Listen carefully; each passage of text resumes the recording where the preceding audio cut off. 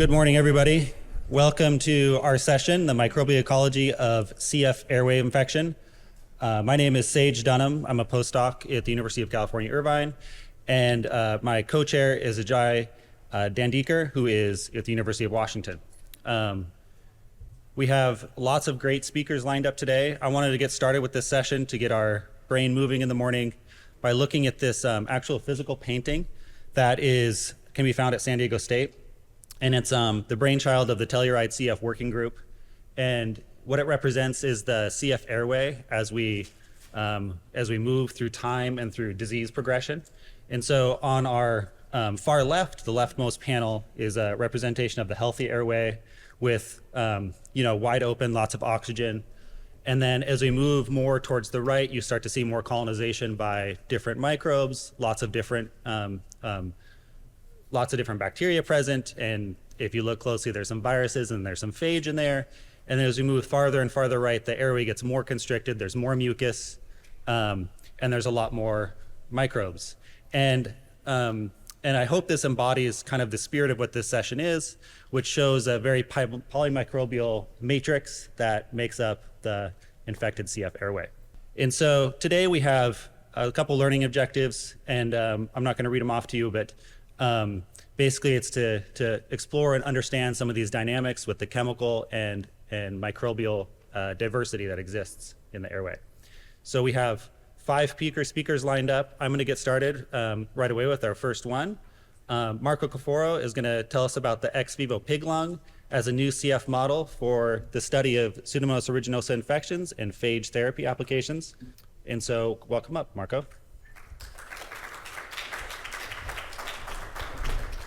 Good morning to everyone. I'm happy to be here to open this session so early this morning, and I would like to thank the organizer for the invitation in this workshop to present my work on the development of a new ex vivo model, cystic fibrosis model, to study biofilm of Pseudomonas aeruginosa and phage therapy. And nothing to disclose. And as this audience is well aware, Pseudomonas aeruginosa chronic pulmonary infection is still a big problem, one of the major problems for patients with cystic fibrosis. And indeed, about the 70% of adult CF patients have this kind of bacterium. And these kind of infections are usually associated with the development of an extensive biofilm that in turn protect bacteria from both the host immune system, but also in particular from the exposure to the antimicrobial. And as a consequence, there is the insurgence of the antibiotic resistance with this kind of infection.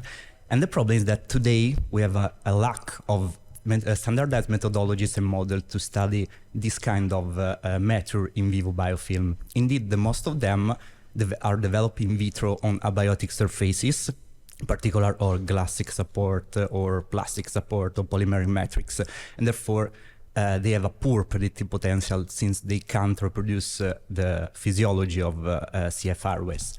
And therefore there's a need of new models of this in vivo-like mature biofilm to study and develop alternative strategies for this kind of infection.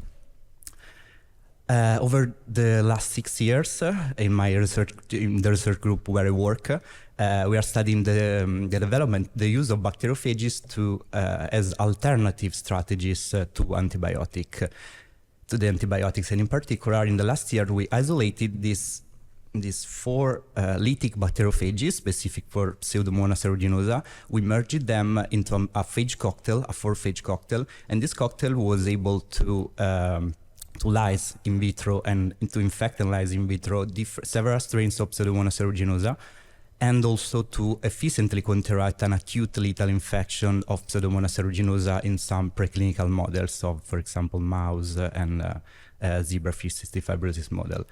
But however, it's difficult, as we know, reproduce a chronic biofilm infection in vivo, since one of the main issue, the still open question about the use of phage therapy in clinics is the efficacy to use an exogenous bacteriophages against a biofilm.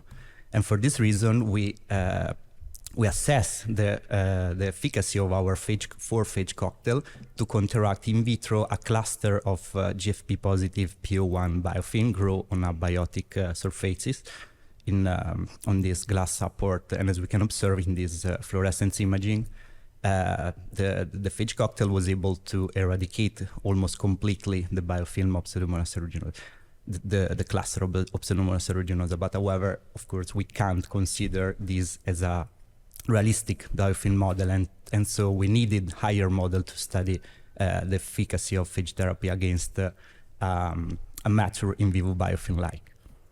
And for this reason, in this framework, we developed and set up a new ex vivo cystic fibrosis model comprising of this small tissue bronchial and bronchial section of, derived from a wild-type pig and incubated in a specific synthetic cystic fibrosis medium.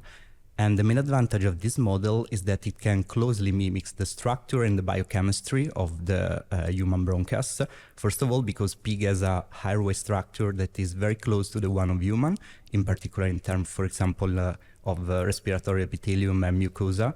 And second, because with the incubation with this synthetic cystic fibrosis medium, it can closely recapitulate a chronic CF infection, reproducing the bacterial physiology and a proper biofilm architecture and structure. And moreover, we can consider this as an high throughput platform assay, since it is possible to dissect 100 of pieces in just few hours. And lastly, since pig lung is a post-consumer waste of the meat industry, there's no ethical concern about its use in research. Okay, and going deeper in the method, we set up this model, of course, to study biofilm of Pseudomonas aeruginosa. So we inoculated our bronchial sections with several strains of Pseudomonas aeruginosa, both laboratory and clinical strains. And then the infected tissue are incubated in this synthetic cystic fibrosis sputum medium that closely recapitulate the composition, the nutritional composition, let's say, of the CF airway secretion, for example, in terms of amino acids and iron sources. And after 48 hours of incubation, Pseudomonas is able to form this extensive and thick biofilm, as we can observe here, and also in this representative SEM micrograph of PA14 biofilm. So next, we assess the therapeutic efficacy of phage treatment, so the capacity of phages to eradicate this kind of biofilm alone or in combination with antibiotics. And as outcomes, we evaluated both biofilm and planktonic related bacterial load, and this through two different approaches. So through live fluorescent imaging on the tissue samples, so by using reporter bacteria strains and staining techniques, or directly by plating assay of the homogenized tissue and by counting the CFU derived from each lung section. And if you want to know more about this method, please come to my poster. It is the number 15. Okay, now I'll show you some of the results we obtained over the last year with this model, and these are all unpublished data. So first of all, we assessed the ability of the 4-phage cocktail to eradicate the biofilm of some laboratory strains. In particular, in these experiments that I'll show you, we quantify the biofilm-related bacterial load by CFU method. And as we can observe in this first graph, okay, the phage cocktail treatment was able to partially but significantly eradicate the biofilm of PO1 with a reduction of almost 2 log 10 CFU reduction in comparison to the controls. And we can observe this strong effect, I hope, also in this image, where the blue-green pigmentation due to virulence factor decrease upon phage treatment. However, the phage cocktail was not able to had no effect on PA14 and SB58 biofilm. And for this reason, we check for the phage growth on these two strains, and actually we observed that phages were capable of grow and infecting Pseudomonas in the biofilm, since the titer raised from 10 to 7 PFU ml to 10 to 11, so was able to grow, but at this standardized dose was not able to eradicate them.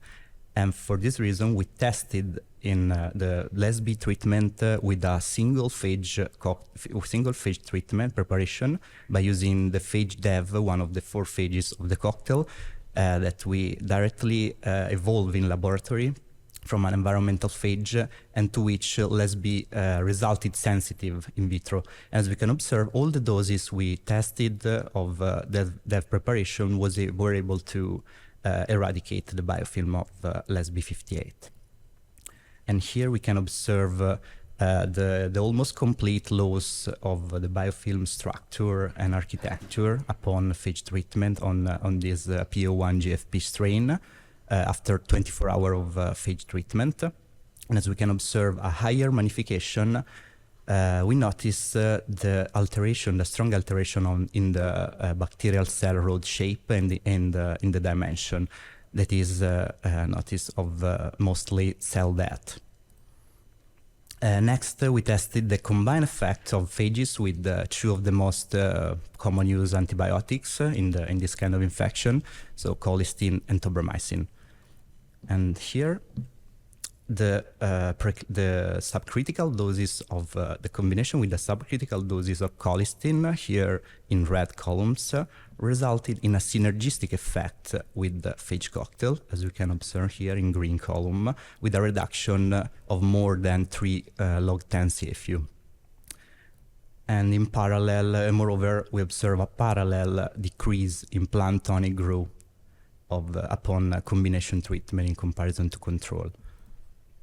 The combination with tobramycin resulted in a similar but weaker effect with phages. With the same experimental setting, we assessed and we can observe here the strong synergistic effect of phage dev with colistin in eradicating the biofilm of LESB 58. And as we can clearly observe also in the decrease of the blue-green pigmentation on the tissue section, the bronchial tissue section here. And SED6 is a clinical strain derived from patients with cystic fibrosis and is close relative of LESB 58. And interestingly, also in this case, we can observe the synergistic action of phage dev with colistin. And this result is particularly interesting since it suggests, let's say, the potential use of this phage, the single phage preparation, phage dev, in a clinical setting. And we analyze more in detail the effect on SED6. And here we can observe in green the leaf cells, so the biofilm biomass, in brown the exopolysaccharides of the biofilm matrix. And here, upon a single phage treatment, phage dev, we observe an almost complete eradication of the biofilm biomass, and a strong inhibition of the production of these exopolysaccharides. And also in this case, if we observe more in the higher magnification, we can appreciate the loss of biofilm architecture. This is the top view of the same analysis, and we can again appreciate the inhibition of the production of biofilm matrix of SED6. And jumping to the conclusion, so with this work we set up a suitable mimicking model to evaluate the efficacy of phage therapy against a biofilm of Pseudomonas aeruginosa. In particular, we demonstrated a synergistic effect with some antibiotics, not only in laboratory strains, but also in some clinical strains. And for the future, we would like to analyze also the effect of phages against the clinical strain derived from patients treated with modulators. And we will also to set up a polymicrobial infection model on this AVPL model, in order to dissect, let's say, the different impacts of the different bacterial strains in a polymicrobial infection. And importantly, we would like also to, in the next year, we will focus on the phage-resistant bacterial insurgence, so over the phage treatment, And we'll test also newly isolated phages in order to understand whether they are able to overcome this kind of resistance that is one of the key points in the use of phage therapy. And lastly, we are open to CF project testing antimicrobial agents. And that's all. And I would like to thank my tutor, Anna Pistocchi, with whom we share the same passion for this phage world. Of course, the laboratory of Professor Federica Briani and Dr. Freya Harrison, and all of you for your attention during this morning. Thanks.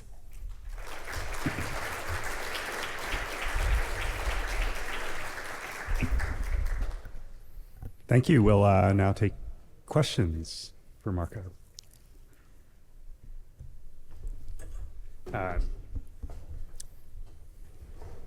Yeah, thanks a lot. Very interesting model. So I have the question about the model. So how difficult is it to prepare this bronchial tissue preparation, and how repeatable is it? So you take it from different swines, and is there a matter of age and whatever? Yes, we use pigs until 1 year, 12 months, 9 to 12 months. We get the pigs from the same butcher, so same batch, let's say, of pigs. And it's just one morning to prepare to set up all the pig section, the bronchial or bronchiole section. You can choose which part of airways you want to use. And then you infect, and after 2 days you have this biofilm, this extensive biofilm. So it's quite rapid. Okay, Yeah. but how about bacterial contamination? So the pigs are... We sterilize before they use all the pig sections under UV lamp. Yes. Okay. And almost complete is like a mild sterilization, but we have no endogenous bacteria usually. Okay, so maybe the last question. The tissue, is it still vivid, or is it... No, it's a post-mortem It's tissue. post-mortem. Yes, Okay. completely. We are trying to set up also this model by introducing a co-culture of innate immune system population like macrophage. Yes, this is a goal. Okay. We will try. Yeah. Okay, thank you. I have a question for you. It seems like in the B strain, the epidemic strain, that the phage cocktail was actually worse at killing than an individual cocktail or individual phage. Individual phage, yeah. And do you have a hypothesis for why that would be true? Or that? Yeah, in this case, it's just because we raised the title of that phage dev. I can show you. We raised the title of this phage, and for this reason, that title was able to, it just did. It's not an antagonism by the other It's phage. not a competition with the other phages or something like that. Kevin from Stanford, really nice talk. I'm just curious, have you looked at the order of the antibiotic treatment and the phage therapy? For example, like sequential or give an antibiotic first and then phage? What's the result will be different? For the moment, we haven't done that yet, but we treat together with antibiotics and phage therapy together. And for the future, we are planning to grow the biofilm and the treatment until 7 days. So we will repeat daily or every 2 days this treatment, and we can set this kind of combination in different order. But for the moment, no, it's just combined treatment at the same moment.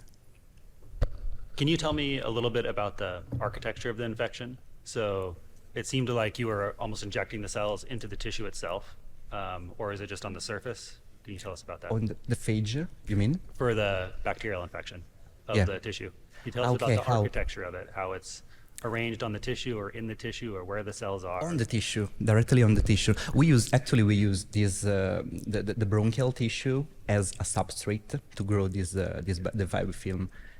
And yes, we just inoculate with a sterile needle the single bacterial colony, and then we prick directly on the tissue sample, and then the biofilm grow on the tissue sample, not inside, because all is a post-mortem tissue. So there's no cellular activity. It's completely on. Great. Well, thank you, Marco. Thanks.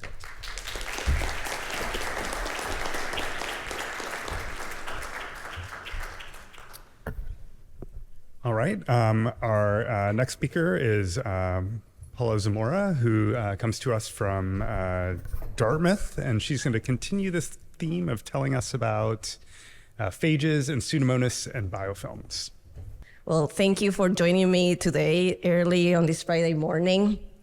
I'm really excited to share with you some of my work in Jen Bomberger's lab, where I'm a postdoc. So in Jen's lab, we are working in phage therapy, but we are trying to understand interactions between phages and the respiratory tract. And we're also trying to develop better models to understand phage therapy. So at the beginning of my talk, I'm going to tell you a little bit about phage therapy and how phages interact with airway epithelial cells. And then I'm going to end up with our new polymicrobial model and some new data that we have gathered. I have no disclosures. So as the previous speaker said, we have a big problem in antibiotic-resistant bacteria, specifically for Pseudomonas and phage therapy. It's not a new technique, but it's something that we have been revisiting lately because it has many advantages compared to traditional antimicrobials. So some of these advantages are listed here, but phages are thought to have minimal disruptions in the microbiome because they have very narrow spectrum. They also part of the replication cycle. They self-amplify, and they also kill bacteria. So phage therapy, it's a very good alternative to traditional antimicrobials, so we need to study more phage therapy before this becomes a standard of care. So we got into phage therapy a few years ago thanks to a collaboration with John Koff, Ben Chan, and Paul Turner from Yale, that they were recruiting people with CF that had multi-drug resistant Pseudomonas, and they were giving phage therapy in a compassionate use base. So they had 10 people with CF that had these multi-drug resistant Pseudomonas, and they treated them with a combination of 3 phages, OMK1, TIV-PH6, and LPS5. And after phage treatment, they gave them in a nebulized form. They saw that there was an increase in lung function and a decrease in bacterial counts, so indicating that phage therapy is a potential therapeutic alternative for people with CF. So one of the things that caught our attention was that the doses that are used in phage therapy are very high. So in this study, they used 1/10^10 plaque-forming units, given daily in nebulized form for 10 days. We know this is not only for the phage study. We know even from the talk before that to elicit a therapeutic effect, phages have to be given at very high doses.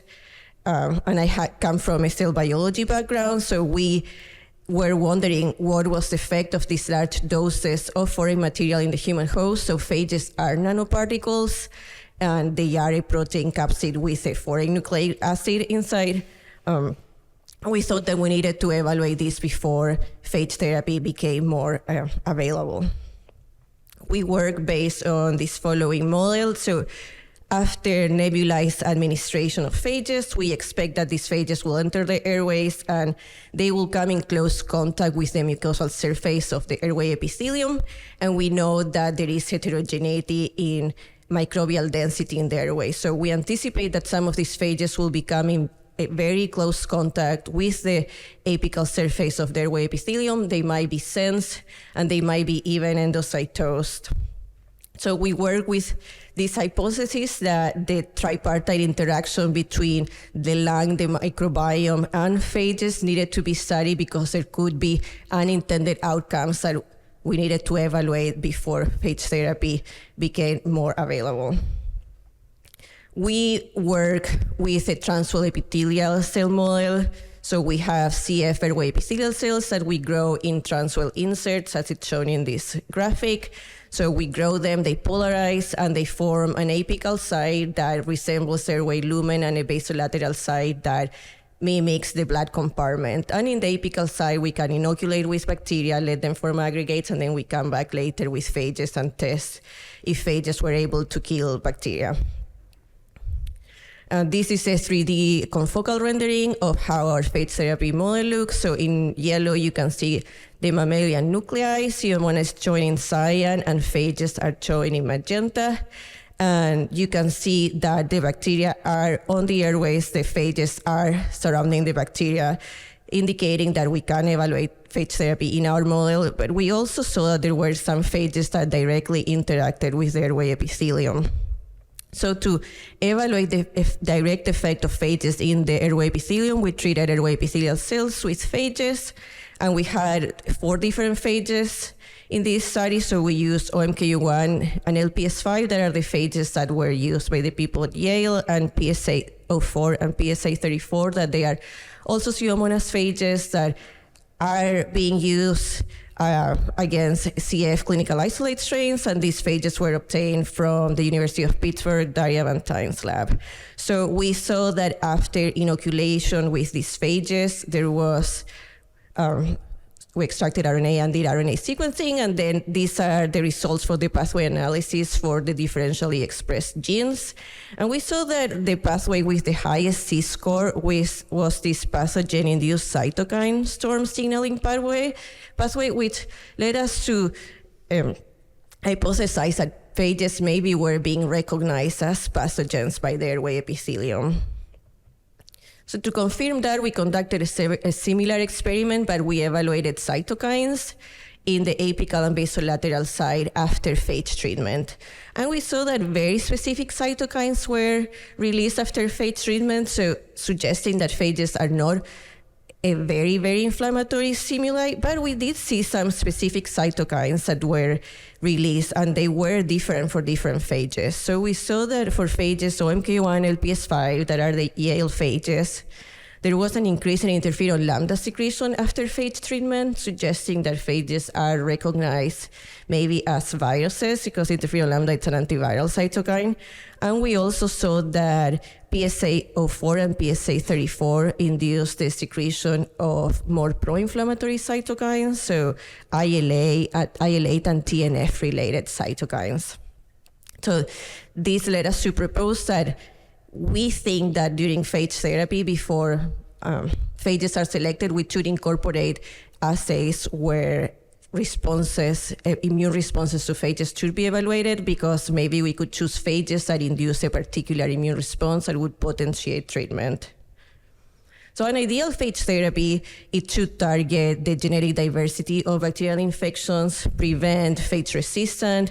Ideally, we want phages that can penetrate biofilms, and we think that we should be evaluating immune responses and choose phages that promote favorable immune responses. The process for phage selection, it's pretty streamlined before it goes to the clinic. So there is a pre-matching stage where bacterial isolated phages are hunted, then these are matched, and then usually they are phage screens. So you choose a bunch of phages and see which of these phages are lytic. Phages are purifying, make sure that they don't have endotoxins, and then these phages go into people, and then you ask if the phages reduce CFUs, for example. And we have found, and it is not just us, but in the literature, that the phages in the lab don't seem to recapitulate what's happening in vivo. So phage screening in the lab seems to be more effective at killing phages than what we're actually seeing in the clinic. And we think that one of these reasons is because the models that we're using in the lab do not fully recapitulate what's happening in vivo in the CF airways. So the goal for this new project that we have in Jen's lab is to develop better models to test phage therapy that better recapitulate an in vivo setting. And some of the improvements that we are introducing to our model are we're using SCF mock microbial communities. So we have a polymicrobial model. We're using CF artificial sputum media. We are treating with clinically relevant lytic phages. And we will be using ETI or other CF relevant drugs in experiments where we will have the airway epithelial cells and the polymicrobial biofilm. And we have two main questions that we want to answer. The first one is whether the polymicrobial biofilms affect the efficacy of Pseudomonas phages. And we are also very curious to know if the physiochemical environment influences phage lytic activity with the idea that maybe we can modulate the physiochemical environment and maybe promote phage efficacy. So I'm going to show you some of the data that we have regarding phage efficiency in polymicrobial biofilms. So in our polymicrobial model, we are using a 4-species community with Pseudomonas, Streptococcus, Prevotella, and Staphylococcus. And we chose this community from a paper last year from Fabrice Jean-Pierre in George O'Toole's lab at Dartmouth that they showed that in many 16S microbiome data from people with CF, sputum from people with CF, bacteria from these 4 genera were highly prevalent. And in the majority of the people they analyzed, over 70% of the 16S RNA reads corresponded to bacteria from this genera. And in our own studies, and this data from Yasmin and Hillian from our lab, that we have seen that the community, the bacteria that we chose are also dominate our own cohorts, further supporting this idea that this 4-species community, it's a good model to study CF polymicrobial infections. This is the general experimental design that we're using. So we grow our 4 bacteria alone, and then we mix them. When we mix them, we incubate them anaerobically in STFM2 for a day, and then we come a day later with phages, and then we assess if the phages work by plating CFUs in differential media, and also we're very interested in biogeography, and we are working on doing confocal microscopy. So the 2 phages that we have been used so far for this study are OMK1 and LPS5, that are the Yale phages. These are both myoviruses, and we chose these 2 phages, well, because they have been used clinically, but also these phages are different. So they have different receptor specificity in Pseudomonas. They also have different kinetics of infection, but they also have different physical properties. For example, OMK1, it's much, much bigger than LPS5. And we hypothesized that maybe different physical properties of phages could influence their lytic activity in a polymicrobial setting. Both of these phages are leading it in single-species biofilms. So these are single-species PAO1 biofilms in different growth conditions. So you have STFM2, LB, and biotic biofilms, so cells on airways, cells growing in minimal essential media. Both phages are good at reducing CFUs in all of these growth conditions, with LPS5 being more effective at reducing CFUs than OMK1. When we treat our polymicrobial biofilm with these phages, we don't see reductions of CFUs when we treat with OMK1, suggesting that OMK1 is no longer effective at reducing CFUs in a polymicrobial setting. And we do see some reductions in CFU with LPS5, but they are not as big as it occurs in the mono single species biofilm. So suggesting that the other members of the community are affecting phage lytic activity of Pseudomonas. Interestingly, when we look at the other members of the community, we also see some changes. So after treatment with LPS5, that it's this phage that it's able to reduce a bit of Pseudomonas CFUs, we see a reduction in Prevotella, and we also see an increase in Staph aureus. As I mentioned earlier, we're working in doing confocal microscopy because we really want to understand how the biogeography of biofilms affects phage lytic activity. And this is some of our new data. So here we have a confocal microscopy 3D reconstruction of a polymicrobial biofilm. These polymicrobials are dominated by Pseudomonas, and you can see Pseudomonas in blue, Staph in green, Strep it's shown in red, and Prevotella is shown in yellow. And when we treat the biofilms with phages, we didn't see major changes with OMK1, and we are able to see a reduction in biomass of Pseudomonas with LPS5, but it's not as drastic as we see when we treat monospecies biofilms. Again, further supporting that treatment of Pseudomonas with phages in a polymicrobial setting, it's not as effective with these phages as in the single species biofilms. This is a zoom-in version of the polymicrobial biofilm, and what we have observed so far is that in the polymicrobial setting, each bacterial species seems to be forming its own aggregates, so kind of single species aggregates within this polymicrobial setting. And we're very interested in understanding if the biogeography affects phage susceptibility. So to answer that, we are collaborating with Karin Adele from the School of Biological Sciences in Dartmouth, in which they have work in developing the software BiofilmQ that can address different questions regarding biogeography, such as how far each cluster is from each other or how densely packed biofilms are.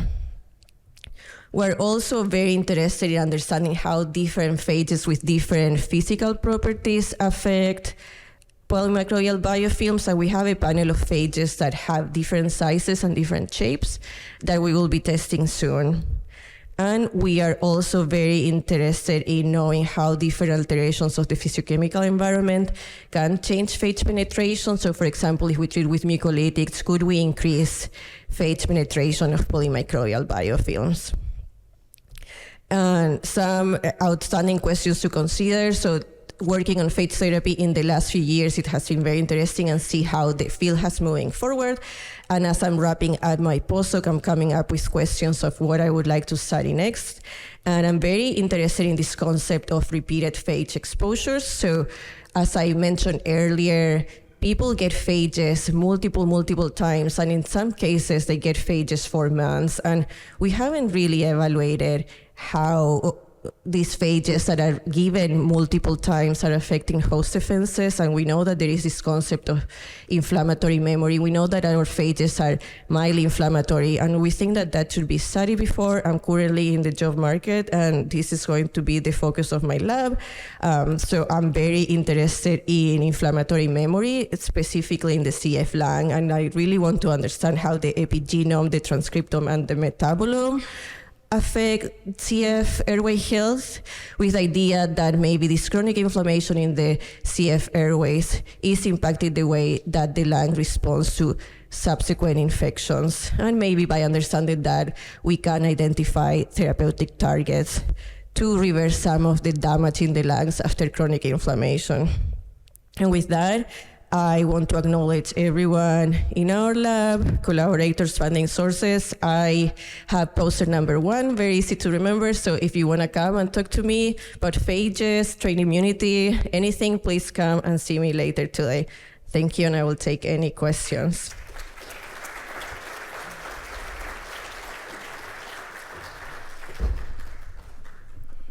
Paula, that was a beautiful talk. Katie Heiser, National Jewish Health. So thinking about how you had different responses to phage in your polymicrobial communities versus single, there's a lot of different ways you could imagine that happening. Whether it's, do you think it's shielding by macromolecules? Do you think the receptors on the Pseudomonas are different when they're grown with other organisms? What's your thought? I think that all of that, it's happening. So the thing that I am most interested in at this point, it's this concept of a physiochemical environment, and maybe I think that there is definitely shielding, but we don't, we are going to be conducting RNA sequencing to see how the bugs are changing their transcriptome when they are together, and maybe they are making less receptors. We actually don't know, so I think that all of those are feasible, but we think that there is definitely going to be, or I want to believe that the physiochemical environment is going to be important to modulate, and maybe we're working on developing a model on airway cells with this polymicrobial, and maybe if we treat with ETI or we change the pH, right, maybe we will have phages to be able to penetrate better. And to that end, what do we know about the charge of the phage? Do they all have the same surface charge? Is it different? Could that be a different way that different phage interact? I think that could be what I am focusing right now. It's on their size, and so this phage OMK1, that it's not a suit in the polymicrobial setting. It's a jumbo phage. It's like 400. It's nanometer. It's a very big phage. So I think that I would assume that charge could be important. We haven't done, so we have sequences for all of the phages, but we haven't done any modeling of how the capsids are arranging. I think that could Yes, I think it's a good idea. I don't know, but I'm definitely think that the size, it's also known that, so polioviruses, that are those viruses with a little, very little tail, it is thought that maybe those could penetrate better too. So that's why we have this panel of phages, different sizes and shapes. So all good ideas. I don't know the answer to any of them. Hi, Anna Pistocchi from the University of Milan. Thank you for your talk. I perfectly agree with you that the situation in vitro and vivo is really different. That's why I think that treating in vitro cells that are sterile with bacteriophages might induce a different response than in the in vivo condition. For example, we treated cells with bacteriophages and we saw an increase in pro-inflammatory markers, as you saw.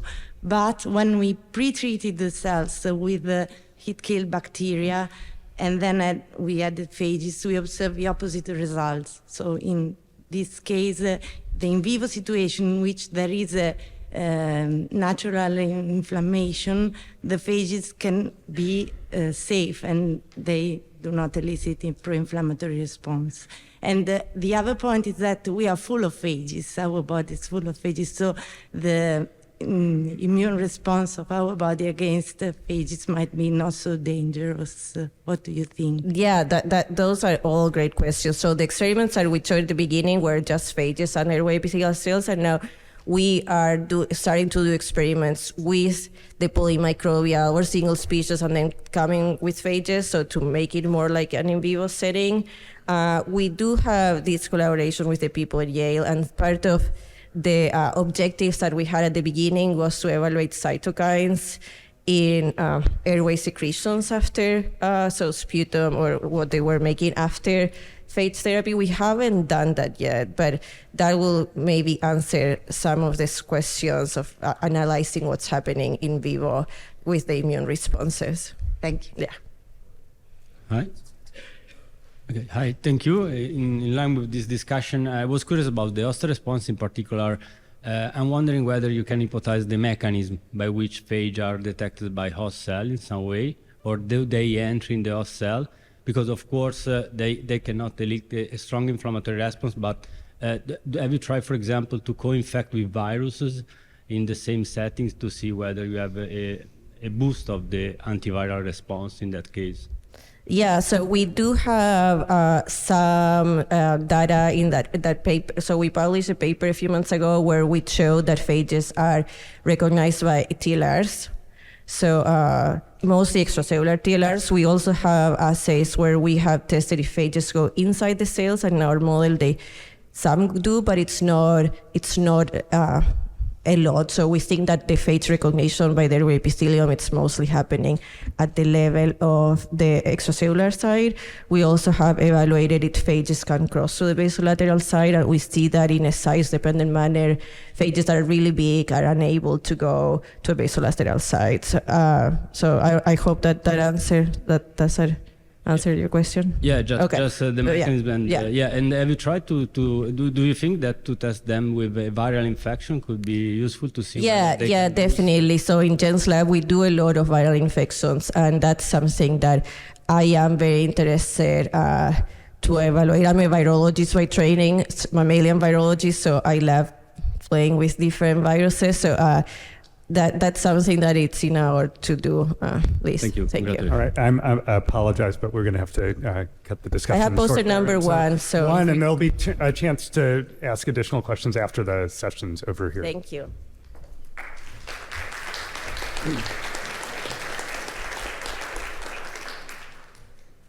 Okay, I'd like to welcome our next speaker, Christine Rolf from the University of Munster, to come up and give us her great talk about the emergence of a mucoid Staphylococcus argentinus in an individual with CF. Thank you. Welcome. Hello, good morning, and thank you for the kind introduction and the opportunity to present our observations on Staphylococcus argenteus today. So I have nothing to disclose. What is known about Staphylococcus argenteus? So it was first reported in 2006, where it got isolated from a blood culture from a female patient from Australia. And initially, it was identified as a divergent clade within the Staphylococcus aureus clonal complex CC75. Later, in 2015, it was formally classified as a novel species within the Staphylococcus aureus complex. And up to date, there are more than 60 sequence types, with ST2250 being the most common one. So phenotypically, it's very similar to Staphylococcus aureus, but Staphylococcus argenteus forms white colonies only due to the lack of the pigment staphyloxanthin, which is encoded by the CRT operon. It is also gram-positive, facultatively anaerobic, and coagulase and catalase positive. So how do we differentiate? So 16S ribosomal RNA is identical to, the sequence is identical to Staphylococcus aureus. But in order to differentiate between the members of the Staphylococcus aureus complex, one could do, for example, a PCR of the nuclease and NRPS genes, where there is a big difference compared to Staphylococcus aureus, for example. Recently, the MALDI-TOF databases got updated, and so therefore, if the routine diagnostic is able to incorporate this device, then you can also identify it with this. So at the beginning, there were hotspots reported in Southeast Asia and Australia. But up to now, there are so many reports, so you can really talk about a global distributed cause of human infection, where skin and soft tissue infections are reported, serious invasive infections like bacteremia and bone and joint infections, foodborne illness is also reported. And it's not just isolated from humans, but also from non-human primates and livestock and pets. So initially, when Staphylococcus argenteus was reported, people looked for the virulence and reported it to be less virulent. But with more studies coming up, even some saying there's a significantly higher risk of producing respiratory infection and higher morbidity and mortality than methicillin sensitive Staphylococcus aureus. There is still a lot of data missing, but up to now we can say it's at least as equal virulent as Staphylococcus aureus. So what has been also reported about the pathogenicity? So a lot of reports say it's less susceptible to antibiotics, even though it can harbor a BLA-C and McA genes, and which confer those resistances. It can also acquire mobile genetic elements. The Panton Valentin leukocidin prophage has been reported in Staphylococcus argenteus. There are many virulence genes reported that also harbors Staphylococcus aureus. And in contrast to Staphylococcus aureus, the CRISPR-Cas element has been reported. And also adaptation mechanisms like small colony variants, which promote persistent infections, have been reported. The carriage rate is lower, but there is also a lack of studies there. So we don't really know, because these are just sparse, and only a few people have been in these studies. And also transmission has been reported. So this leads me to our studies or our observations. We found Staphylococcus argenteus in an individual with cystic fibrosis when we conducted a prospective multicenter study on the prevalence and impact of mucoid Staphylococcus aureus, where 628 people with cystic fibrosis were included from 13 centers all over Germany and Austria. And this specific person was a male, 18 years old, and initially in the screening phase, where we took where we isolated in one specimen, or from one specimen, we isolated 10 isolates.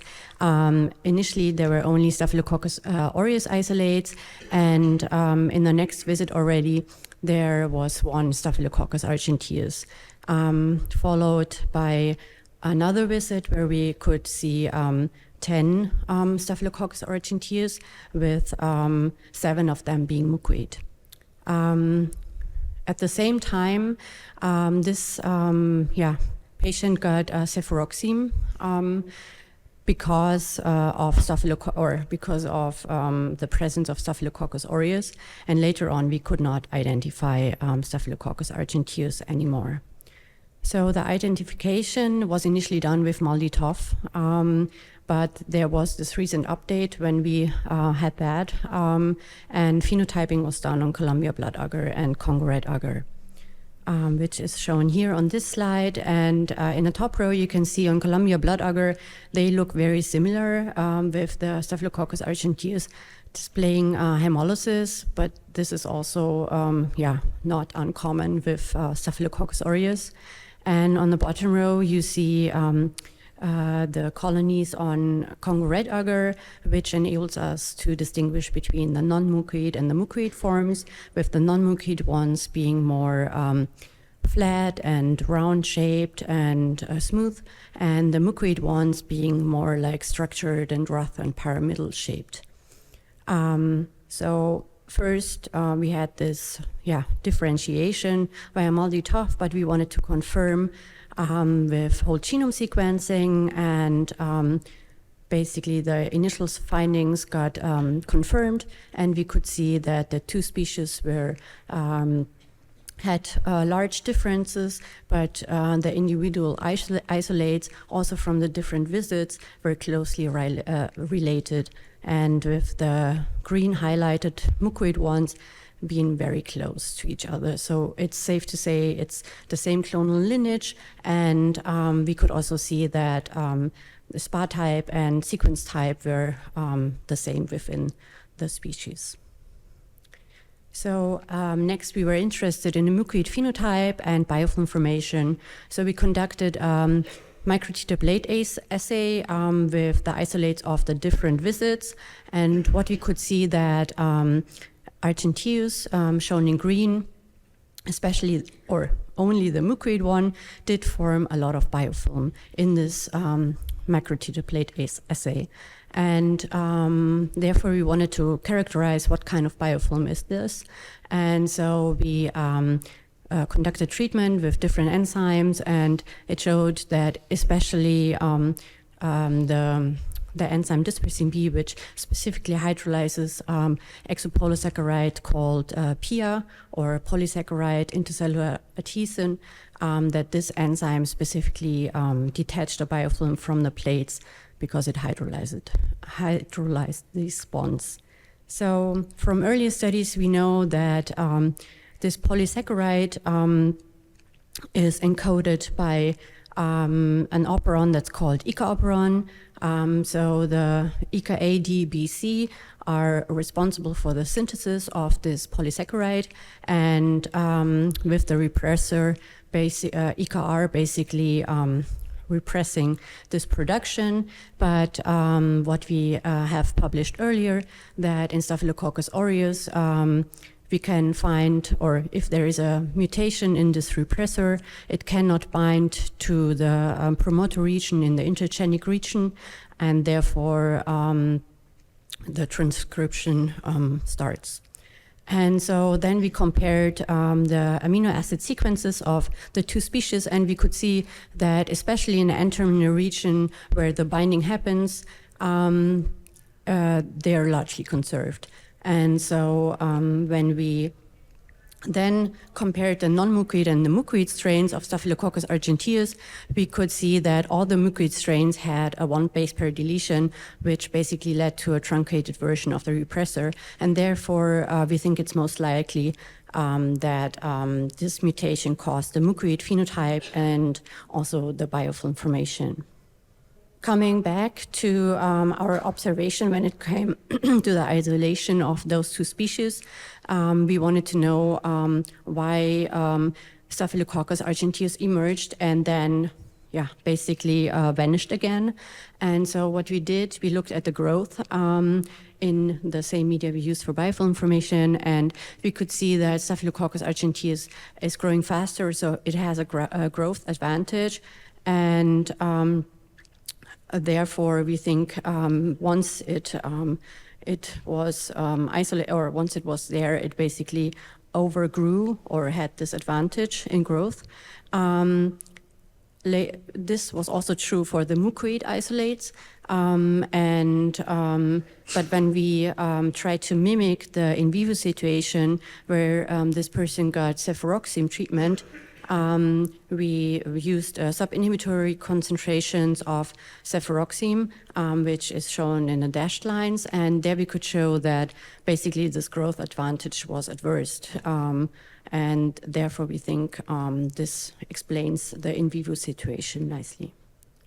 So to summarize, we could differentiate not just via our genotyping methods, but we could also, in our case, nicely differentiate between those two species. There was a high degree of relatedness within the species, but large or many difference between the species. The mucoid phenotype was most likely caused due to this or by this mutation in the repressor gene, and cefuroxime had a great impact on this biofilm forming species, which might be a key early treatment with this antibiotic. And we believe that the accurate identification and phenotyping is really crucial for the right treatment. So with this, I would like to thank all members of our institute in Münster, Germany, especially Barbara Kahl, and others, also the Department of Pediatrics and Helge Hebestreit in the University Hospital Würzburg, and our funding foundations, the German funding society, and especially the Mukoviszidose e.V., so the German CF Foundation. So thank you for your attention, and come to our posters 104 and 105. Thank you.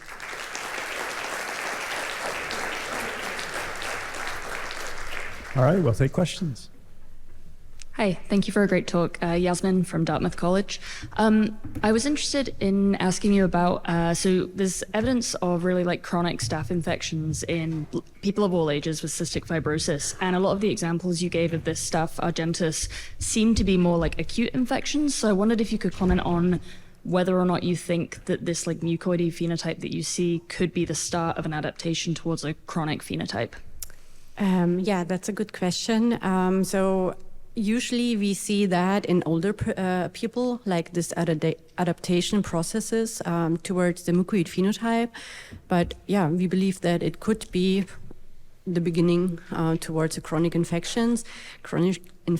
So unfortunately, we do not have further samples, so it yet has to be answered, or we would like to answer if this person is free of this argenteus, of the mucoid clone, or in general. So we still have to do a follow-up and see. Now we just believe that it was basically, suppressed, or basically maybe went to different niches, so we couldn't sample. We only had throat swabs at that time. But yeah, we still need to investigate. Thank you. Hi, Christina. That was a beautiful talk. Thanks. I have two questions. The first is, do you screen for staph on mannitol salts? And if so, does argenteus have any distinguishing characteristics other than pigmentation on mannitol? Are there staph screening media compared to aureus? So I had to look at Barbara because I'm not in the routine diagnostics, but no, we don't. Okay. So I don't know. I can't tell you. Okay. The second is the clinical scenario seems to support the idea that cefuroxime selected against aureus and for argenteus, it seemed, right? Because this patient went on cefuroxime and then you saw argenteus, which seems like the No, Did I get that right? It lost Argentius at that point with the treatment. Okay. Or did I? So so the clinicians, they did not know that there was Argentius. So we got it from a CF center, and they treated for Staphylococcus aureus, for the presence of Staphylococcus aureus with cefuroxime. At this visit where the specimen was taken, where the mucoid Staphylococcus argentius was isolated. So starting with this visit, the person got cefuroxime. And then for the rest of the observational period. And so we believe that it lost, or we could not longer isolate it then. Even though we take 10 isolates with every specimen, we could not detect it anymore. Okay, I got that backwards, thanks. But I'll ask anyway. You said that there are mech cassette containing isolates that have been described. Did this carry a mech cassette? Do you know anything about whether they can be shuttled between species? So I think it has been reported, but so our isolate didn't. So the Staphylococcus aureus was Blazet positive, but Argentius did not have that. Okay, thanks. Sure, you're welcome. I have a quick question. You said that the MALDI-TOF databank was relatively recently updated. If you go back to before the update happened, how often were bacteria that were identified as Staph aureus actually Staph argentius, and do we know that? So yeah, that's an interesting question. We have tons of isolates in our freezers. We could go through them. So we haven't done that. So we have only looked in data that we recently acquired. But there are studies out there, and the numbers are quite different. But it happened, or people basically, when they re-evaluated, they found Argentius, so it's not uncommon. But I think it's hard to really give like real numbers because the studies are just so small and so few. Thank you.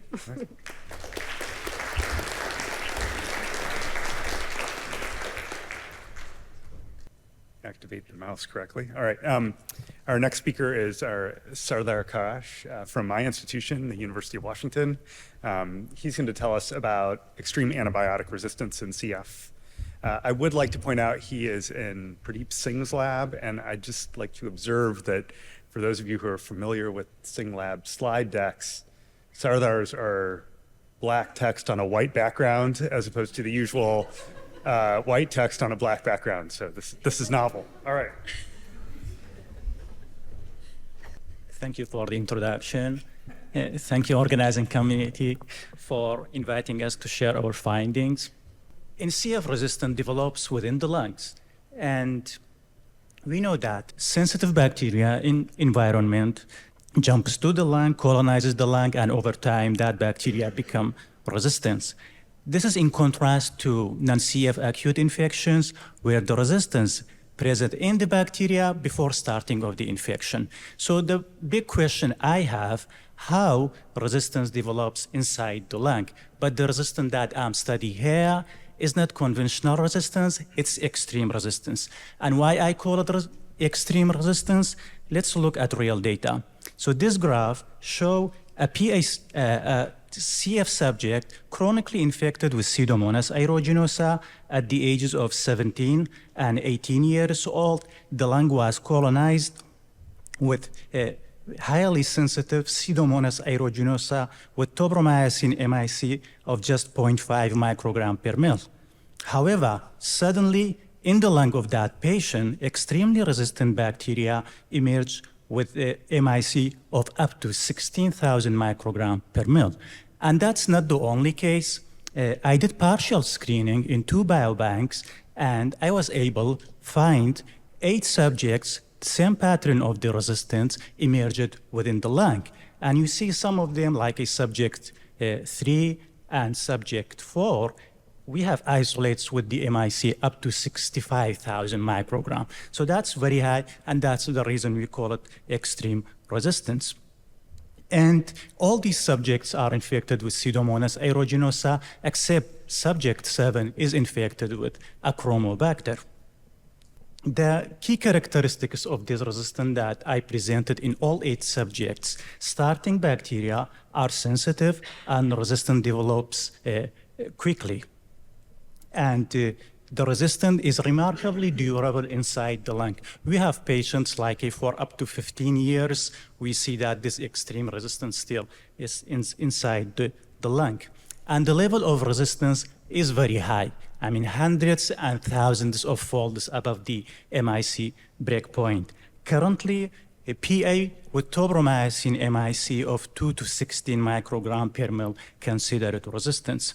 So when we look at a resistance level like that, I mean, we think it's likely that extreme resistance compromises the high drug levels that can be achieved through the inhalation for therapy. So the big question here is, what mechanism produces sudden, extreme, and durable resistance inside the lung of CF patients? But before of that, let's see what we know about the mechanism of resistance in CF. So in chronic CF infections, accumulation of point mutation in genes is thought to be the main mechanism of resistance. According to that model, sensitive bacteria colonizes the lung, the same clone, the same strain, over the time accumulates mutations in the chromosomal genes, and the bacteria become resistant. But one thing we should note here, that the level of resistance that can be achieved through this model, it's way lower than what I just showed you in the extreme resistant bacteria. And so to know the cause of the resistance, I genome sequenced all these isolates and made high quality genome sequences. And the first thing that I asked through the genome comparison of sensitive bacteria and extremely resistant bacteria. So is point mutation accumulation is the cause of the resistance? But we found accumulation of the point mutation is not the cause, because I did not find any mutation in genes known to produce intrinsic resistance to tobramycin. But interestingly, we found that sensitive bacteria and the extremely resistant bacteria within the lungs are the same clone. So this rules out strain switching as the cause of the extreme resistance. Surprisingly, we found that extremely resistant bacteria carry resistant plasmids, while these plasmids are absent in sensitive clones. And that was the case in all 8 subjects. Extremely resistant bacteria carry resistant plasmids, but these plasmids are absent in the early sensitive bacteria. And all these 8 cases, sensitive and extremely resistant bacteria are the same clone. So this suggests that these plasmids likely acquired within the lung. And what are these plasmids? These plasmids are conjugative. They have genes for transfer, but 6 out of 8 carry the identical transposon. And I've been seeing this transposon a lot in many CF patients, and the transposon is novel. That's why we name it TNCF1. So what's TNCF1? TNCF1 carries 2 aminoglycoside-resistant genes, an APH3 and an AAC3. And to figure out how these 2 aminoglycoside-resistant genes produce extreme resistance, I inserted the genes on the chromosome of PA01 lab strain individually and in combination, and found that AAC3 is the cause of the extreme resistance, while IPH3 does not provide resistance to tobramycin, but it does provide resistance to other aminoglycoside antibiotics. Therefore, 1 copy of this AAC3 gene is sufficient to make sensitive bacteria like a PA01 extremely resistant. And how widespread is TNCF1 worldwide? So these 8 cases I showed to you are from 2 biobanks that I partially screened them, Seattle Children's Hospital Biobank and Calgary Adult CF Clinic. But I searched for TNCF1 in available genome databases, and I found that TNCF1 is worldwide distributed. And the majority of unique cases that I show here are Pseudomonas and from CF patients. So let's summarize what I've shown so far. So I showed that this sensitive bacteria inside the lung of the patient quickly evolves to become extremely resistant by acquiring plasmid within the lung. And I showed that extreme resistance is caused by TNCF1 and usually its own plasmids. So the big question here is, how were the plasmids acquired by sensitive bacteria? And we had a hypothesis that plasmids were acquired from co-infecting CF pathogens. Therefore, I looked for any co-infecting CF pathogens that see if they carry the plasmid. And specifically, I looked at the time points before the emergence of extreme resistance. And very interestingly, in subject 1, a few months before PA acquired the resistance plasmid, identical plasmid was in Stenotrophomonas maltophilia and was in Achromobacter. And in subject 2, a few months before the PA acquired the plasmid, identical plasmid was in Pseudomonas putida. And in subject 7, which is infected with Achromobacter, identical plasmid was in Pseudomonas putida and was also in Achromobacter. So then I asked that these co-infecting bacteria now are potential plasmid donors. Can I do a conjugation assay in the lab and see if this co-infecting bacteria donate the plasmid on the Petri dish and make this early sensitive bacteria extremely resistant? So I did conjugation assay, and in subject 1, I used earliest PA as a plasmid recipient, and I found that Achromobacter can interact with the PA and conjugate the plasmid to PA and make this PA extremely resistant. Similarly, Maltophilia can also conjugate the plasmid. And in subject 2, same phenomenon, that Pseudomonas putida can also conjugate the plasmid to early sensitive bacteria and make this highly sensitive bacteria extremely resistant. And also Pseudomonas putida in subject 7 can also do the same thing, do the same conjugation. So now we have 3 pieces of evidence that inside the lung, early sensitive bacteria and extremely resistant ones are the same clone.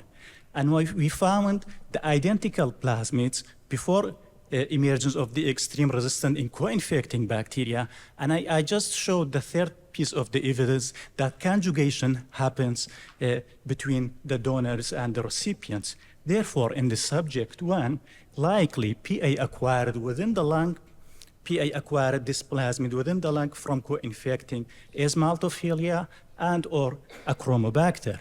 And in subject 2, PA likely acquired the plasmid from Pseudomonas putida, and likely in the subject 7, Pseudomonas putida is the donor of the plasmid to Achromobacter. So 3 more things that I want to quickly just mention, but I don't have time to show the data to you, that the plasmid carriage in these clinical isolates incurs no detectable fitness cost. We compared the growth rate, and we don't see any reduction on the growth rate for the identical bacteria that carry the plasmid. And second, the plasmids are very stable in vitro. In the absence of antibiotics, I passed these bacteria 28 days, but I didn't find any bacteria that lose the plasmid. So it's very stable, as we saw inside the lung.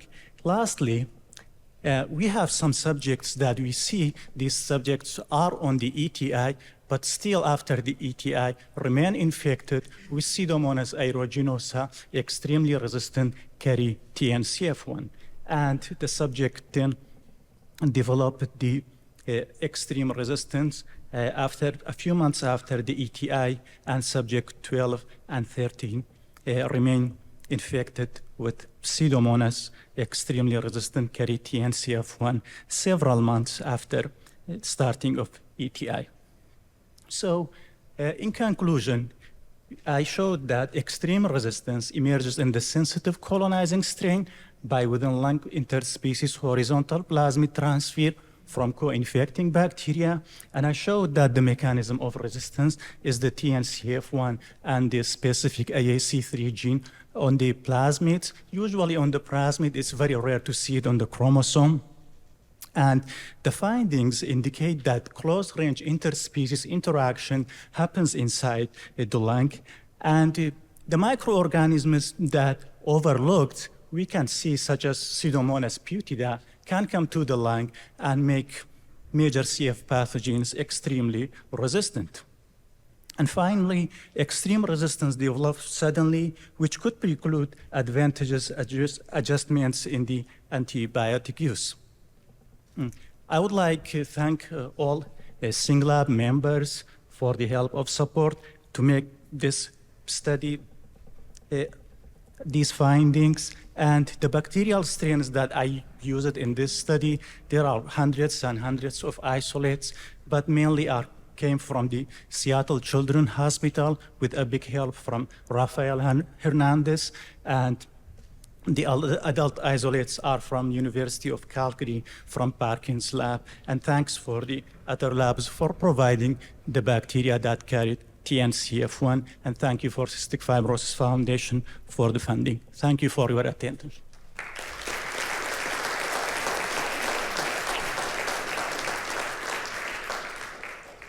That was a great talk. Thank you. I'm Christian from Emory University.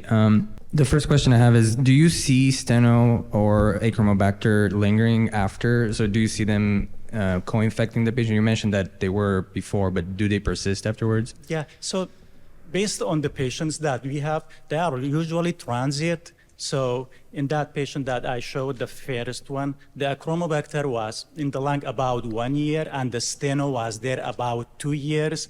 But I have also the bacteria that infected the lung like back 15 years before that. I usually see that Achroma and steno comes in the lung, but it's transient. So we see it in one sputum, but in the next visit after several months, we don't see it.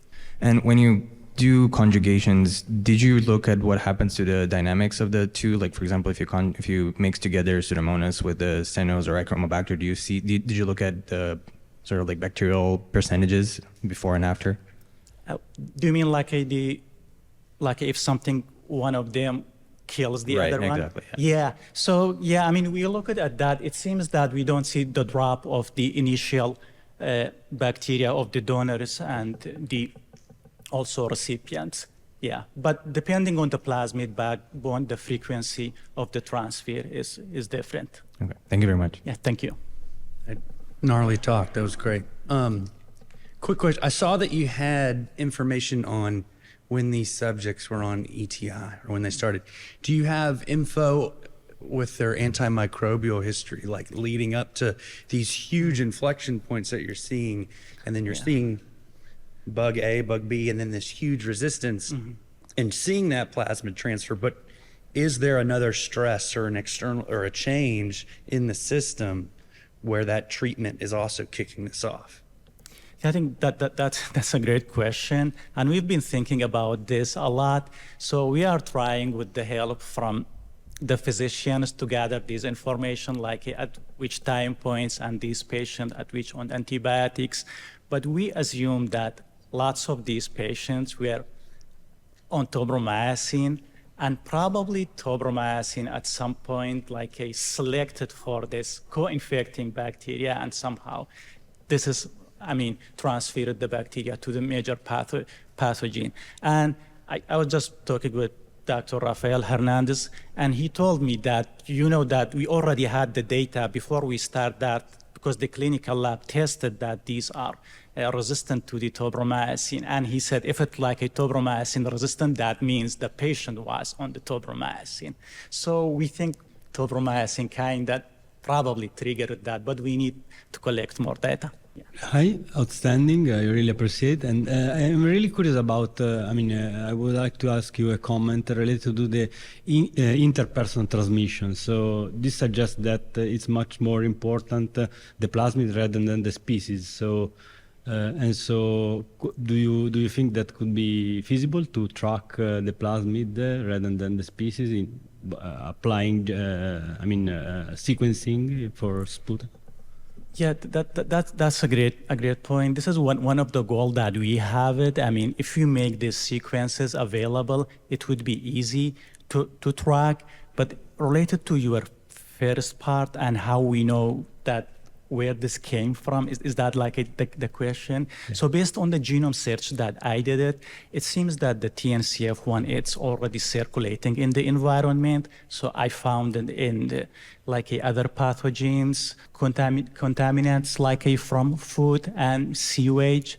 So, I mean, it's kind of the source. It looks like it's environment. But the case that lastly that I showed two case, it seems that it's like a twin CF patient. It seems that one of them got first and then got the other one infected because the plasmids and the strains are identical in both of them.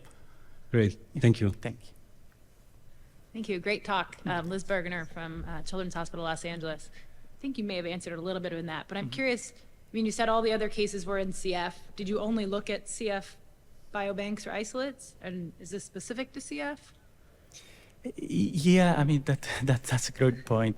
Yeah, currently we only look at the CF biobanks because that's the easy. We have connections to request the isolates and get the isolates. But I did the genome search in the publicly available genome database, and so far I see TNCF1, and it's usually on the plasmids in foodborne pathogens such as Salmonella, E. coli. There are cases of Acinetobacter. There are also other cases on the Burkholderia but that's also a CF. Yeah. Thank you. One last question. Hi, forgive the very naive question. This is not my field. Any questions, welcome. I was wondering, I'm really struck by the uniformity of this plasmid in the bacterial populations, and I was wondering if you thought of any ways of eliminating bacteria that are carrying this plasmid. Yeah, I think this is kind of difficult to answer. What we see that in the other disease settings, the important thing to how to prevent this, this very extreme bad bugs to come to our body is like a hygienic and just protect ourselves. And yeah, I think if that's answer your question, I think sure. I hope I had a better answer for that, but I think we need more research to know how it's done. Great, thank you. Thanks. Yeah. Thank you. Yeah, thank you.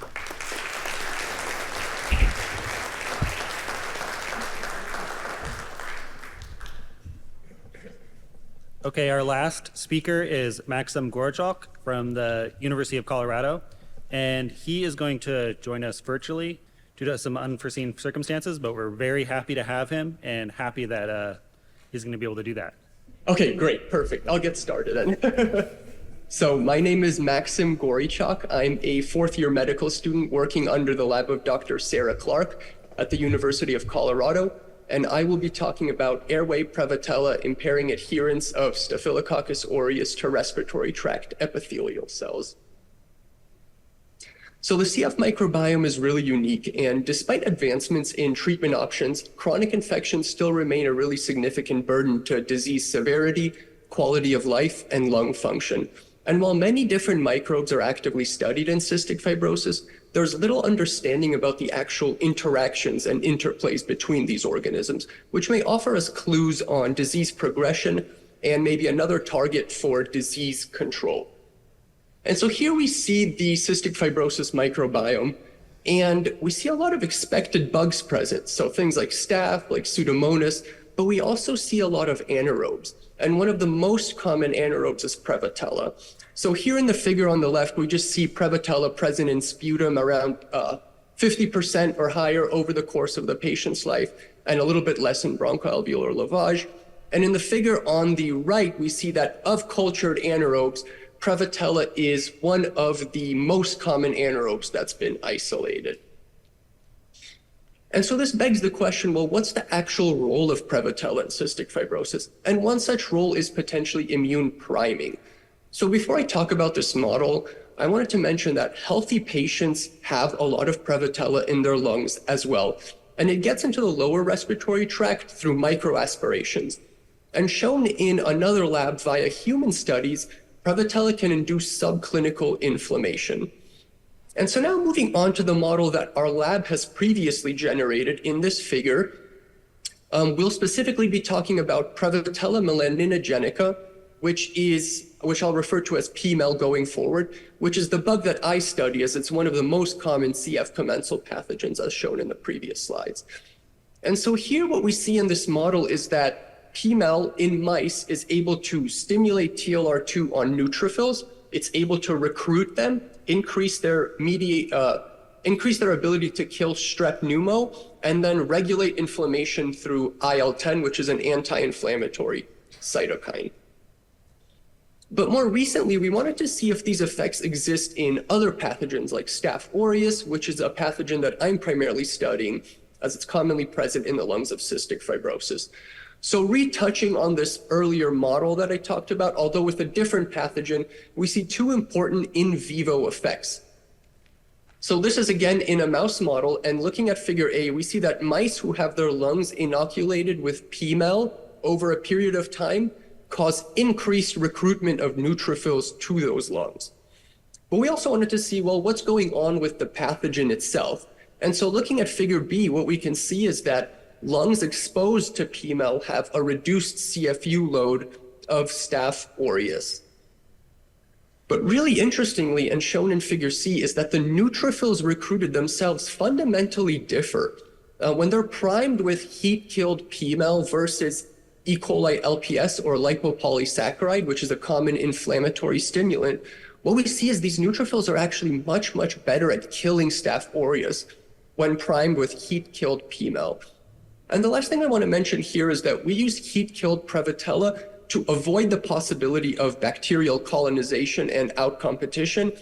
And so we believe that by utilizing heat-killed PMEL, it may suggest that this is an indirect effect, meaning that Prevotella may induce a change in the cell itself that then mediates the protective effects that we see.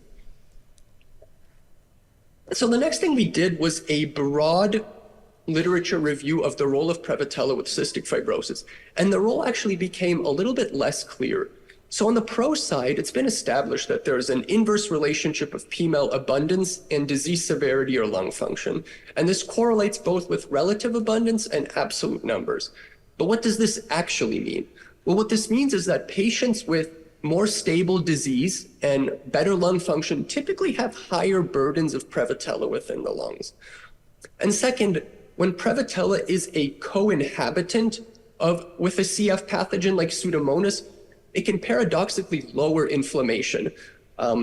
Paradoxically, because I said in an earlier slide that it could actually induce subclinical inflammation. So this is interesting. And lastly, Prevotella can have some very pathogen-specific effects. So for example, reducing the Pseudomonas biofilm formation. But there are cons. So others have shown with a different species of Prevotella, P. intermedia, that it can actually produce really cytotoxic proteases and complement interfering factors.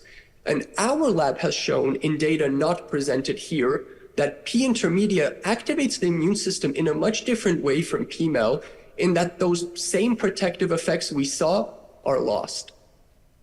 And lastly, other labs have shown that Prevotella is one of many anaerobes that are able to produce short-chain fatty acids through anaerobic fermentation.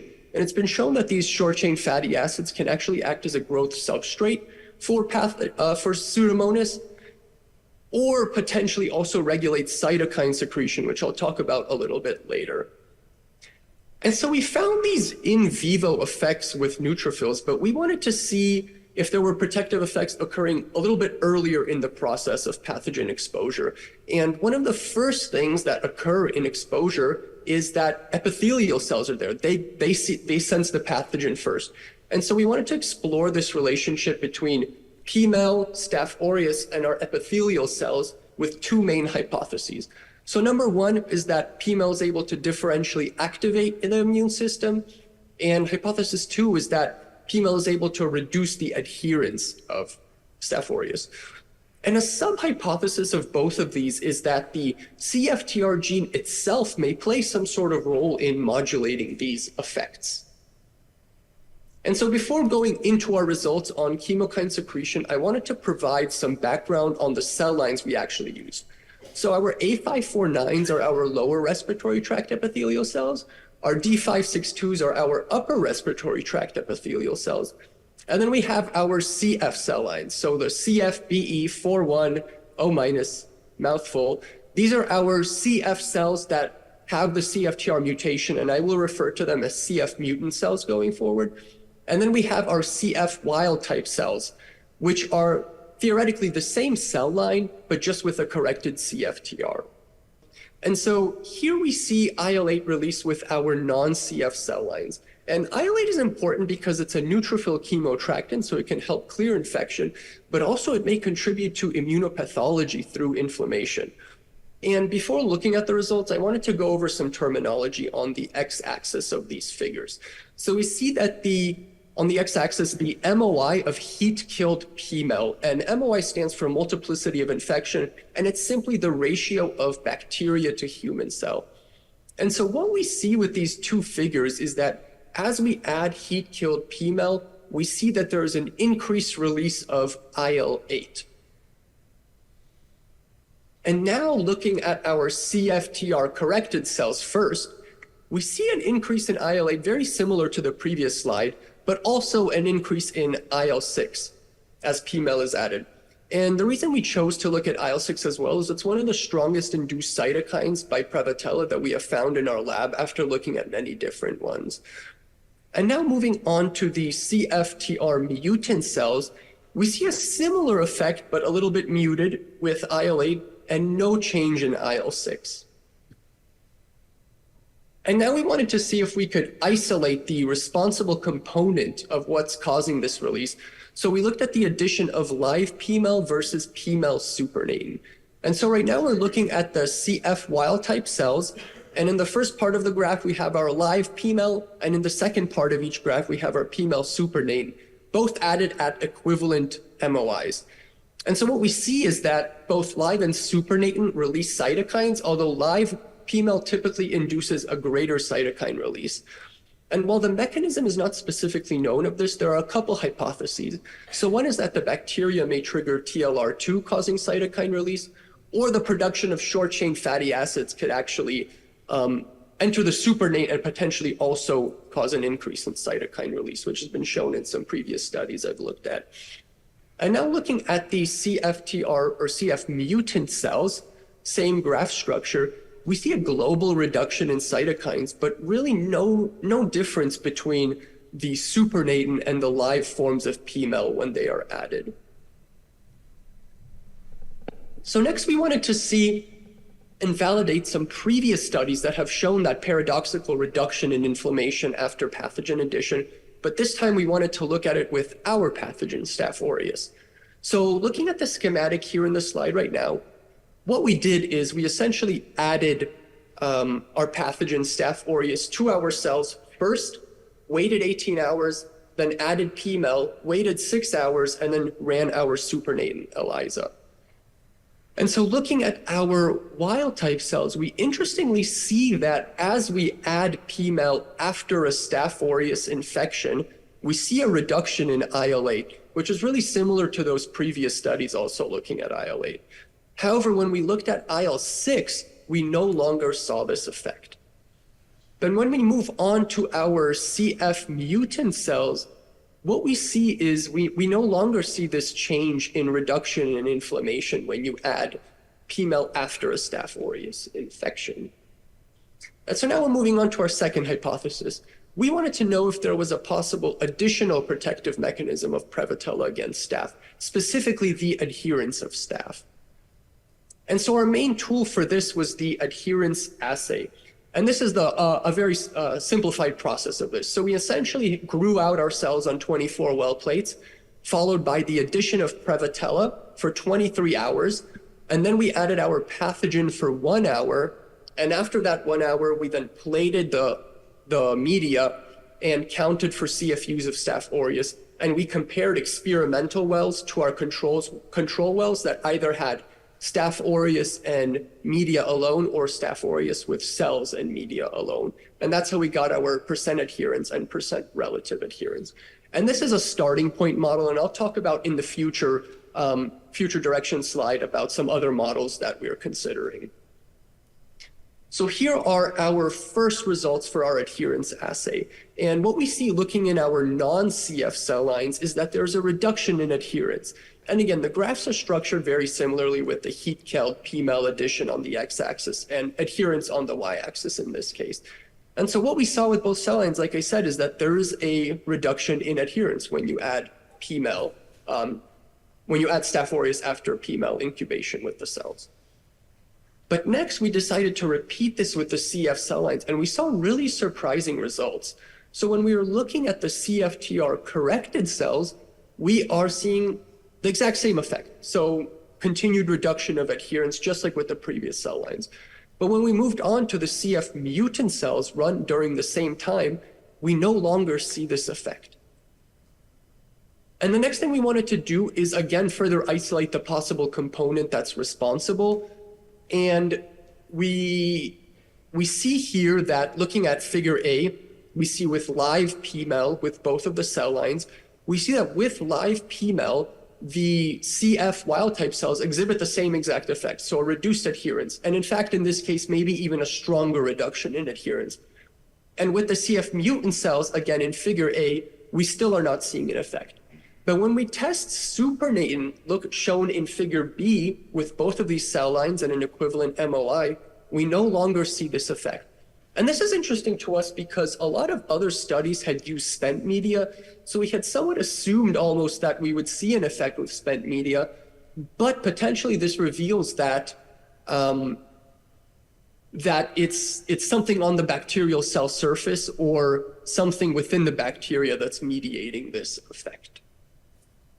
So conclusions and summary. So P-mel, both live and heat-killed, reduces adherence of Staph aureus to respiratory epithelial cells. P-mel induces IL-8 in CFTR-corrected and mutant cells, but potentially limits IL-8 release when added after pathogens.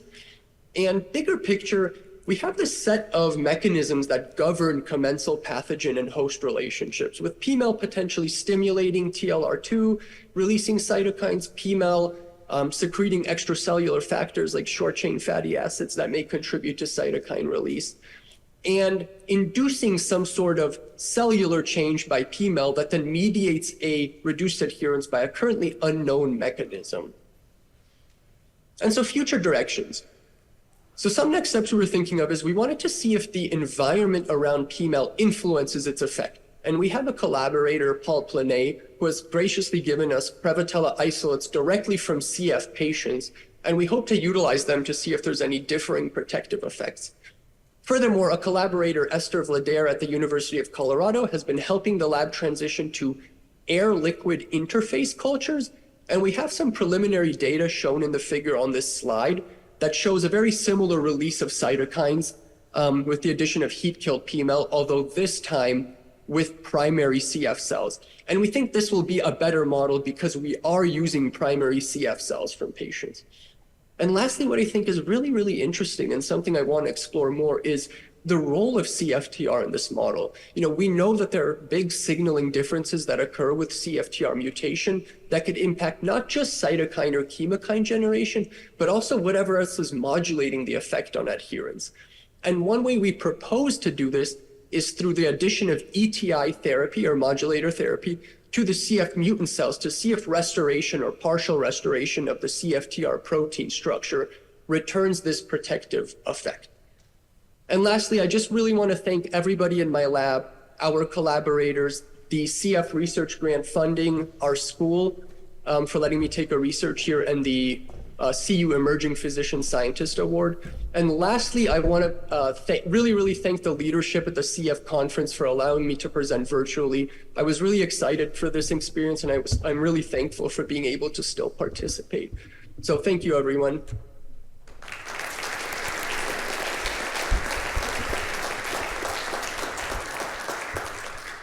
That was great. Thank you. I'm just going to confirm you can hear me. Yes, I can Okay, hear very you. good. Do we have questions from the audience? And while people are coming up, I guess I have a question for you, which is that, of course, there are large signaling differences between CFTR competent and incompetent eukaryotic cells, but the big difference is that they move anions differently. And I'm wondering if you have an idea if just the salt concentration or the pH of the media that you're growing the PMEL in the wild type versus F508 cells are different, and if that impacts the behavior of PMEL. So I'm familiar with the ion differences, but that's a very interesting question. So you're suggesting to actually test the growth media for this difference in salt content or difference in pH. We have not done that, but I really like that idea, so I think I might try to test that out soon. Yeah, one of the anions that's transported by CFTR is bicarbonate, and that could, depending on how well buffered your growth conditions are, significantly alter the pH. All right, we have questions from the audience. Hi, I'm Paula Zamora from Dartmouth.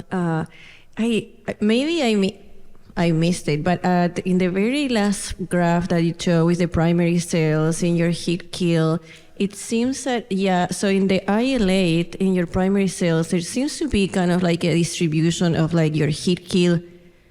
Like with the IL-8, there are cells that absolutely are not responding to your heat kill, whereas others are like really hot in IL-8. So I was wondering, do you think it's like the primary cells are too heterogeneous to like maybe do these sort of experiments, or do you see a lot of variability in your heat kill Prevotella? Because that seems kind of like a very different response.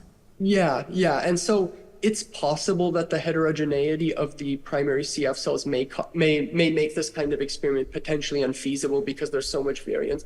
I would lean towards the fact that our lab just isn't fully has not fully incorporated ALI cultures yet. We're still learning how to do them, and it may take a little bit more time. So I wonder if it's something to do with our experimental setup with these ALIs, and that over time we might see a little bit of different results. But that's a good consideration, and that's definitely something I'll think about going forward. Hi, Yasmin Helium, also from Dartmouth College. We've just started work with Prevotella, which is not all that fun compared to growing Pseudomonas.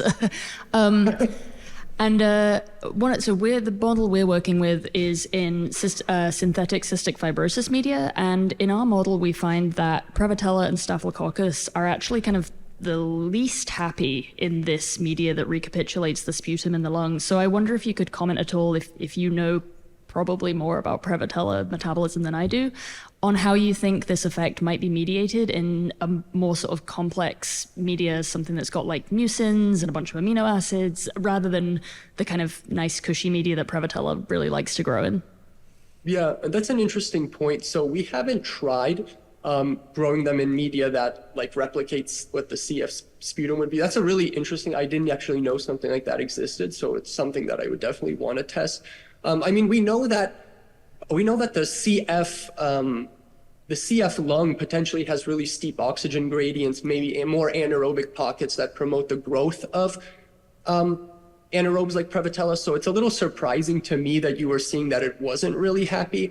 I know that it can, again, through anaerobic fermentation, release these kind of short chain fatty acids that may help or hurt various bugs, but I don't know if I could explain why you were seeing that Prevotella was not necessarily happy.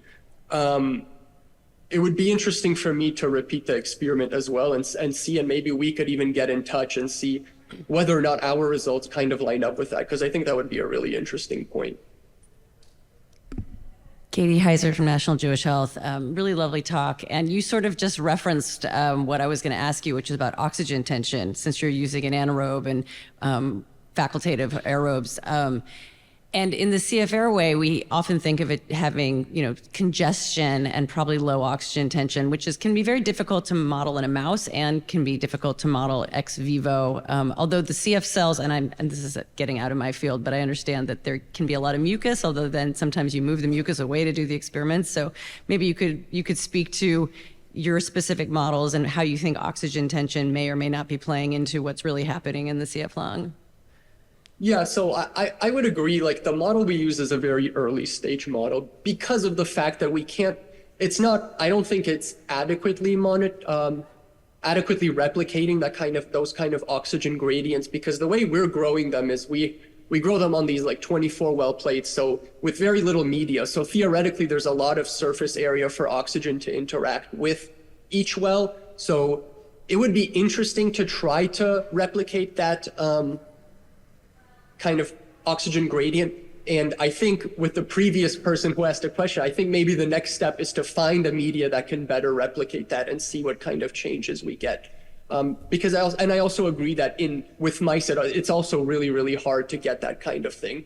But I hope we will be able to replicate it using some of that media, and maybe potentially come up with some other ways to replicate that, because I agree, it's really important to show that. And potentially replicate kind of the mucinous environment that occurs in addition to just having those oxygen gradients. Thank you.